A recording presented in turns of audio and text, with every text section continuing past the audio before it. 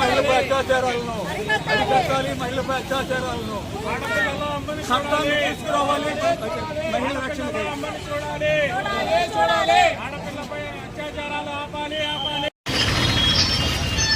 మొన్న కలకత్తాలో డ్యూటీలో ఉన్నటువంటి మహిళా డాక్టర్పై అత్యాచారం జరగటం అనేటువంటిది దేశం మొత్తం ఖండిస్తున్నది. గతంలో నిర్భయ ఘటన జరిగినప్పుడు దేశవ్యాప్తంగా వచ్చినటువంటి స్పందనలో భాగంగా నిర్భయ చట్టం వచ్చింది. అయినప్పటికీ మహిళలపై అత్యాచారాలు జరగటం అనేటువంటిది ఆగలేదు. ఇవాళ కలకత్తాలో డాక్టర్ కాబట్టి ఐఎంఏ పిలిపించిన దేశవ్యాప్తంగా, అట్లాగే ప్రజా సంఘాలు దేశవ్యాప్తంగా ఆందోళన వెలువచ్చారు. ఇవాళ సుప్రీంకోర్టు సోమోటుగా కేసును విచారణ స్వీకరించారు.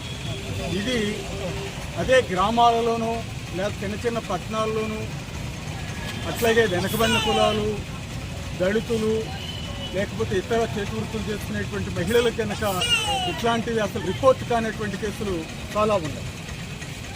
అంటే ఇవాళ డాక్టర్ బిఆర్ అంబేద్కర్ రాసినటువంటి రాజ్యాంగంలో స్త్రీ పురుషులు సమానమైన హక్కులు అనుభవిస్తారు అనుకున్నటువంటి విషయాన్ని ఇప్పటికి కూడా 78 ఏళ్ళు స్వాతంత్రం తర్వాత కూడా అమలు జరగటం లేదు. స్త్రీని కేవలం ఒక విలాస వస్తువుగానే చూస్తున్నారు తప్ప ఒక సమానమైనటువంటి అస్తిత్వం కలిగినటువంటి మనిషిగా చూడటం అనేటువంటి ఇంకా భారతదేశంలో జరగటం లేదు అనేటువంటిది మనందరికీ ఘటన రుజువు చేస్తున్నది.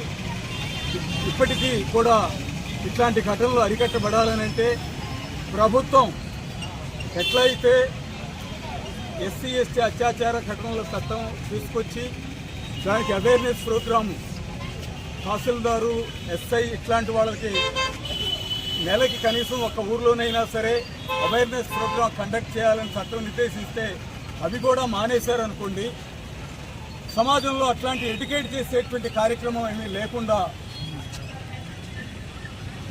ప్రభుత్వం ఇట్లాంటి కాస్త జనం కదిలినప్పుడేమో మేము అన్నీ చేస్తామని చెప్పేసి వాగ్దానాలు చేయటం, ఆ తర్వాత మానేసేయటం అనేటువంటి జరుగుతాం.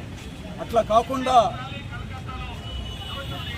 కాకుండా ఒక చట్టం, ప్రత్యేకమైనటువంటి చట్టాన్ని మహిళల మీద అత్యాచారాలు నిరోధించడానికి ఒక చట్టాన్ని తీసుకురావాలని, ఆ చట్టంలో పౌరుల సమాజం యొక్క అవేర్నెస్ పెంచడానికి కూడా అట్లాంటి కార్యక్రమాలు నిర్వహించే విధంగా ఆ విధంగా చట్టం ఉండాలని, ఇట్లాంటి అత్యాచారాలకు పాల్పడినటువంటి వాళ్ళ మీద కఠినమైనటువంటి చర్యలు తీసుకోవాలని చెప్పేసి విజ్ఞప్తి చేస్తూ ఈ అత్యాచార ఘటనల్ని ఖండిస్తూ సెలవు తీసుకుంటున్నాను.